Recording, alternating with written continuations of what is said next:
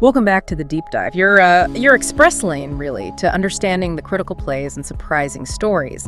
And today we are right here on the sports desk, breaking down all the action from the COPACCHAI Super July Challenge Cups. It's go time. That's right. We've got the full breakdown, the intense group stages, those huge upsets that, well, left everyone stunned, frankly.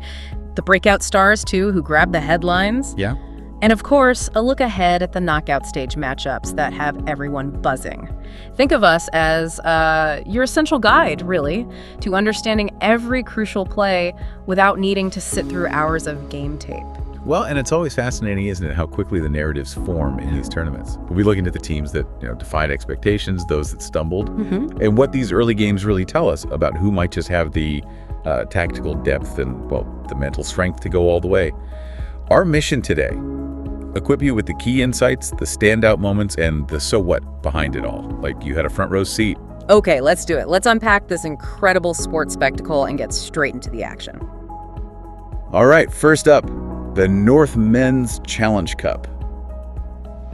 The group stage just wrapped, and what a ride it was. We saw some predictable power plays, sure, but also some truly jaw-dropping surprises. Definitely some surprises. Starting with Group A, Isles from Kunonia. Yep. I mean, they just absolutely dominated. Perfect record, 9 points. Yeah, 3 comfortable wins, and that plus 10 goal difference speaks volumes. Very clinical. Totally. But here's where it gets really interesting. Second place, right? Everyone thought it'd be Pentraith or maybe Shivano-Chieri fighting it out. That was the prediction, yeah. Instead, a real dark horse emerged, Laja Burin from Avbrnia. They snuck through based on just one win over Pentraith way back in the first match. 1-0, wasn't it? Yeah, 1-0. Finished with just 4 points and a -3 goal difference. A negative goal difference, and they're through. That's tournament football for you. Exactly. That advancement, it's a classic case of a team just seizing a moment, isn't it? One crucial victory early on, and suddenly they're in the knockout spotlight. But does it make them dangerous now, or just, lucky to be there? Well, that's the big question, isn't it? Can they keep that momentum going against, presumably, much tougher competition? It's a fascinating dynamic. Okay, let's move over to Group B. This one was maybe the most competitive, most unpredictable group of the lot. Bahina, Reese's biggest champions, they did clinch top spot, 7 points. Solid performance, plus 5 goal difference. They handled the pressure. They did.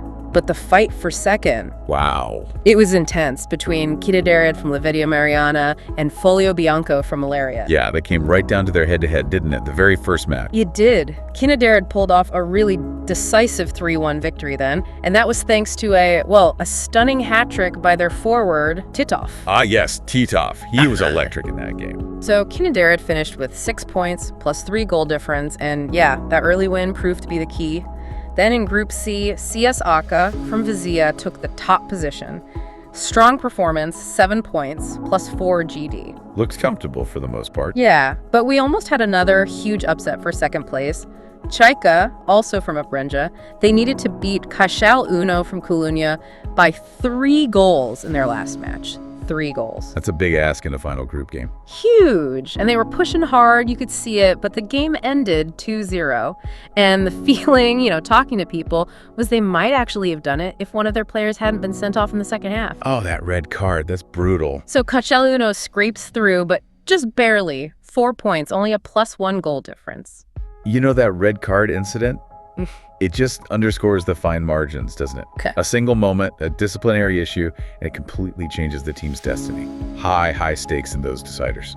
Absolutely. One moment changes everything. And finally, Group D, CF Ferenc, another team from Vizia, they ended up on top. 7 points again, and an impressive 12 goals scored, plus 9 goal difference. Very strong attacking display from them. But again, it was a nail-biting fight for second place. Went right down to the wire. Amaryllis from Rias, they needed to beat Harstelba from Livedia Mariana. Right. A win would have seen them through. But they could only manage a 2-2 draw. A really tense game, apparently. And that meant Diashtaba advanced instead. 5 points plus 3 goal difference. Tough break for Amaryllis holding on for the draw like that. So what does this all mean for the knockout stage? The brackets are set, and wow, some of these matchups promise fireworks. Absolutely. Now the real pressure starts. Okay, the first quarterfinal clash. Isles Evels taking on Kinaderid. This is a game between two teams just steeped in history. Oh yeah, giants of the game. Either one of them would look perfectly at home in the semifinals, maybe even the final. So for you, the listener, which team's historical pedigree, gives them the edge here? It's going to be a battle of titans. It really is. You've got the clinical finishing of Ilos Avels against, well, the organized power of Knina Dread. Fascinating tactical battle ahead. And they'll be looking to face the winner of CS Eka versus Diashalba. CS Eka, you'd have to say, are clear favorites in that one, coming off that strong group stage. You'd think so, but Diashalba showed resilience to get through. Can't count them out entirely. It's true. Okay, other side of the bracket, we have Group B winner Baihina trying to keep their strong run going against the big surprise, Lasha Burin. The underdog story. Can it continue? That's the question. Well, this is where the psychological game gets really interesting, isn't it? Baihina, they'll be wary. They know Lasha Burin has nothing to lose, really. Right. But Lasha Burin, they've already exceeded all expectations. They could play freely, or maybe now they feel the pressure to prove it wasn't just a fluke. Yeah, interesting point. And the final, quarterfinal, Cashal Uno. They'll be trying to put that scary last group match behind them, but they have to overcome the clear favorites, CF Frank. That's a huge task for Cashel Uno. Yeah. CF Frank looked really potent going forward. This is where the pressure just ramps right up, isn't it? Every touch, every decision counts now. Okay, let's flip over to the North Women's Challenge Cup. And if you thought the men's side was dramatic, well, hold on to your hats. Buckle up. Group A. This was supposed to be Easton Mazeje's group, from Livetia Mariana, expected to cruise. Yeah, heavy favorites going in. But then disaster strikes. They lose 2 key players to injuries in their very first match. Oof, that changes everything. And the door just swung wide open for chaos, and chaos definitely arrived. Going into the final match day, all 4 teams were on 3 points. Incredible parity. Or maybe just mayhem. Both. It meant the 2 winners on the final day would advance. Simple as that. And this is where you see the fragility of being the favorite, right? A couple of key injuries and bang, the whole group dynamic shifts. Creates incredible suspense. Totally. So, Years Gazua from Colunya, they did their job. They beat Gerdana from Malaria, went top, finished with 6 points plus 2 goal difference. Solid. Got the job done under pressure. But here's where it gets really wild. Isin Mezaje, the original favorites, they needed to do the same, beat Amaryllis Lilies from Reese. Right. Win and they're through, despite the injuries. But it was the Rissian team, the Lilies, who won. They qualified, they shocked everyone, leaving one of the big favorites out at the group stage. Wow, that's a massive upset. And get this detail. One of Amaryllis's goals was scored by their striker, Anera Laneness. Now remember, she missed 2 penalties in their first match when Amaryllis lost 1-0 to Gerdana. Oh, I remember that. What a redemption arc for her. Incredible story, isn't it? So Amaryllis Lilies finished second, also on 6 points, also plus 2 goal difference. Just what a comeback for that team. Fantastic stuff. Love stories like that. Okay, Group B was a bit more traditional, shall we say. A 9-6-3-0 group. Basically, everyone finished where they were expected to. Sometimes it plays out like the seeding suggests. Exactly. Favorites, CF Sapan from Vizea advanced easily on top. Perfect 9 points, dominant display, 12 goals scored, plus 10 GD. Very impressive from Sapan. And Jasmine from Alaria followed them. Second place, 6 points, plus 4 goal difference. But, their match against each other on the first match day, Jasmine lost, but it was 3-2. That was a cracker of a game. Yeah. It really showed the high level we can expect now in the knockouts. Great contest.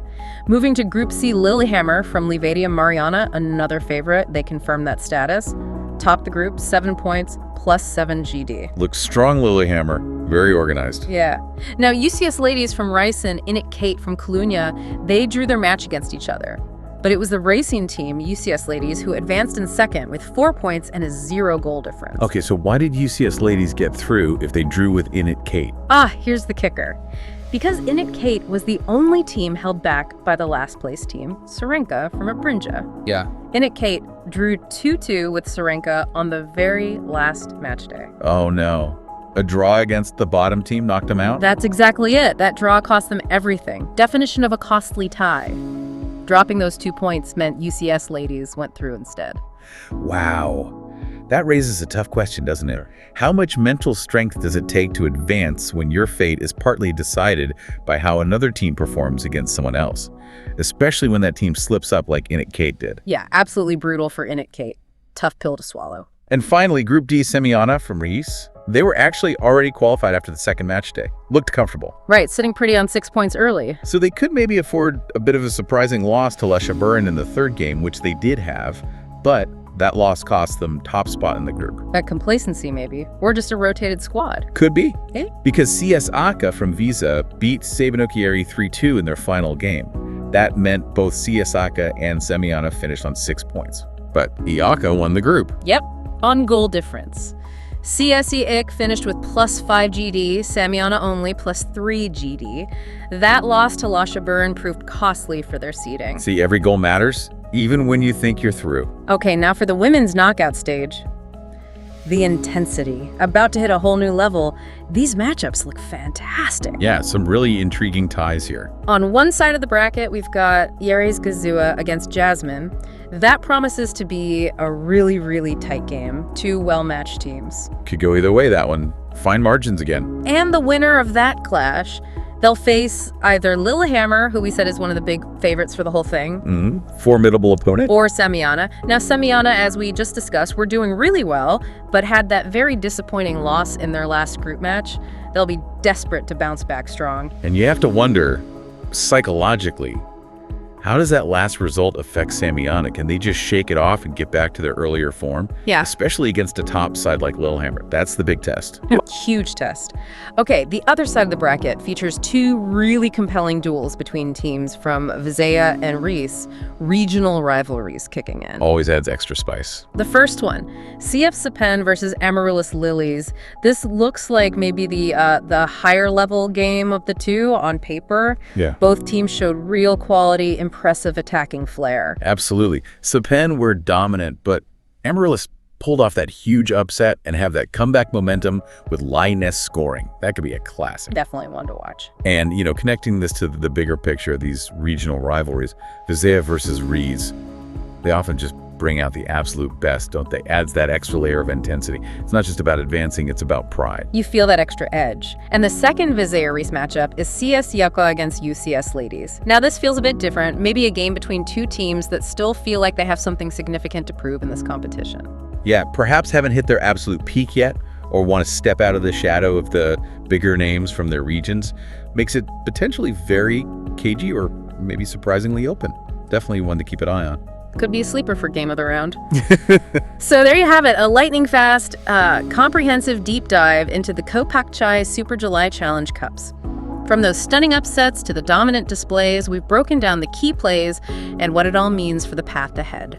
We really have seen, haven't we, how momentum, flashes of individual brilliance, even just a single red card can completely reshape a tournament's whole trajectory. Yeah. The beauty of these competitions is that unpredictability, the emergence of new stories. Nothing's ever guaranteed. Absolutely. And for you, the listener, whether you're prepping for that sports discussion around the water cooler or just feeding your curiosity for high-stakes competition, you now have that insider's view. Who's hot, who's not, and who to really watch in these knockouts. And as these teams move into these do-or-die rounds, the critical factor often becomes adaptability, doesn't it? Yeah. Which teams can best adjust their tactics on the fly, respond to the unexpected, capitalize on those fleeting moments of opportunity? Is it going to be the consistent dominance we saw from some, or that ability to just snatch victory from the jaws of defeat that ultimately crowns a champion? A great question to ponder as the action unfolds. We hope this deep dive has given you that aha moment, left you feeling well-informed and ready for the next thrilling stage. Thanks for tuning in to The Deep Dive. Catch you next time.